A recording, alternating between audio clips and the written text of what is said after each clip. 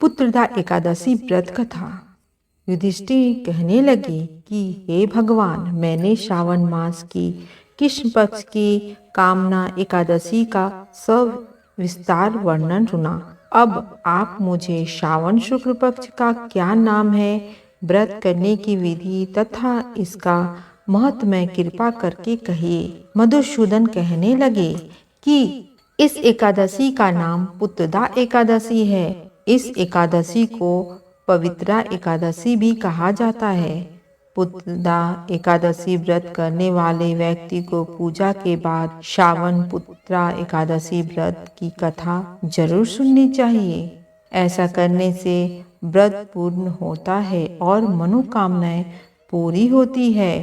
अब आप शांति पूर्वक इसकी कथा सुनिए। इसके सुनने मात्र से ही वाजपेय यज्ञ का फल मिलता है। द्वारपुर युग के आरंभ में महिष्मती नामक एक नगरी थी, जिसमें महिवजित नामक का एक राजा राज करता था। लेकिन पुत्रहीन होने के कारण राजा को राज्य सुखदायक नहीं लगता था। उसका मानना था कि जिसके संतान ना हो उसके लिए यह लोक और परलोक दोनों ही दुखदायी होता है। पुत्र सुख की प्राप्ति के लिए राजा ने अनेक उपाय किए, परंतु राजा को पुत्र की प्राप्ति नहीं हुई।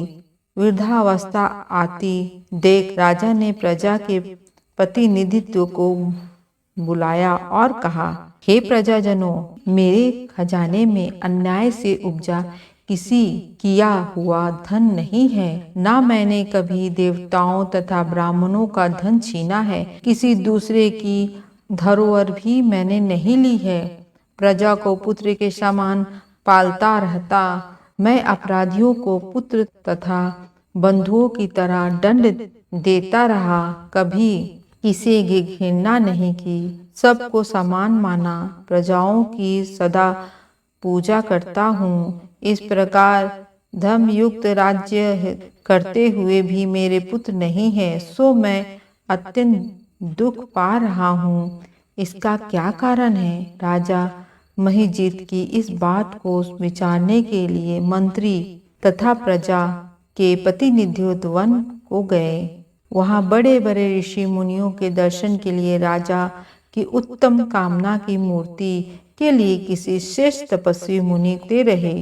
एक आश्रम में उन्होंने एक अत्यंत वयोवृद्ध, धर्म के गाता, बड़े तपस्वी, परमात्मा में मन लगाए हुए, निराहार, जितेंद्रिय, जितात्मा, जित क्रोध, सनातन धर्म के गुण तत्वों को जानने वाले, समस्त शास्त्रों के ज्ञाता महात्मा लोमश मुनि को देखा, जिसके कल्प के व्यतीत होने पर एक रोम गिरता था।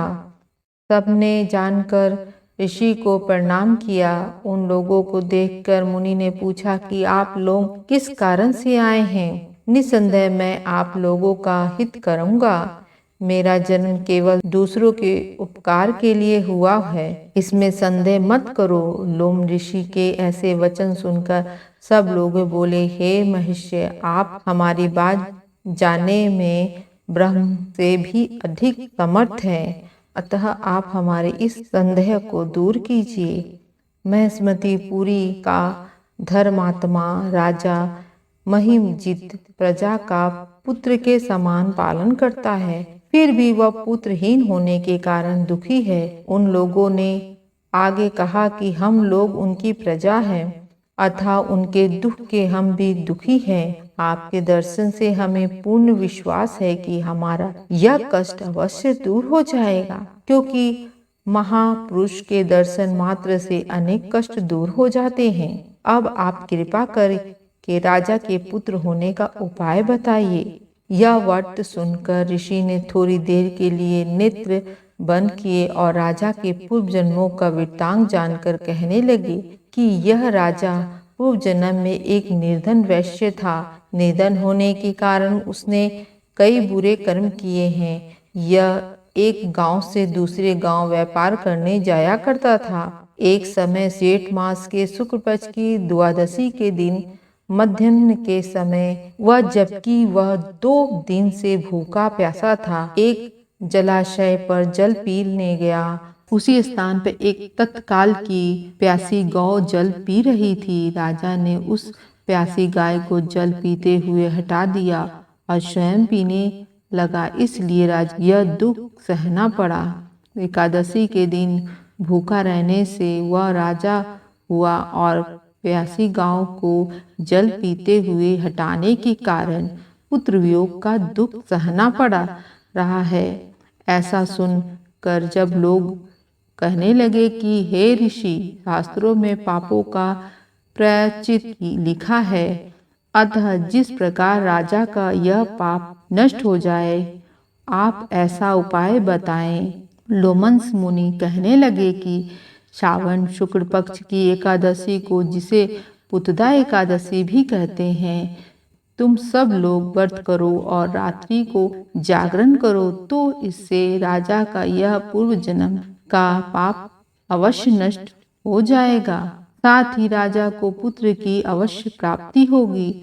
लोमन ऋषि के ऐसे वचन सुनकर मंत्रियों सहित सारी प्रजा नगर को वापस लौट गई और जब श्रावण शुक्ल एकादशी आया तो ऋषि की आज्ञा अनुसार सबने पुतदा एकादशी का व्रत और जागरण किया, जिससे पश्चात द्वादशी के दिन उसके पुण्य का फल राजा को दे दिया गया। उस पुण्य के प्रभाव से रानी ने गर्भ धारण किया और प्रसंग काल समाप्त होने पर उसे एक बड़ा तेजस्वी पुत्र उत्पन्न हुआ। इसलिए यह राजन श्रावण शुक्ल एकादशी का नाम पुत्रदा पड़ा है। अतः संतान सुख की इच्छा हासिल करने वाले इस व्रत को अवश्य करें। इसके महत्मय को सुनने से वह मनुष्य सब पापों से मुक्त हो जाता है और इस लोक में संतान सुख भोगकर परलोक में स्वर्ग को प्राप्त होता है।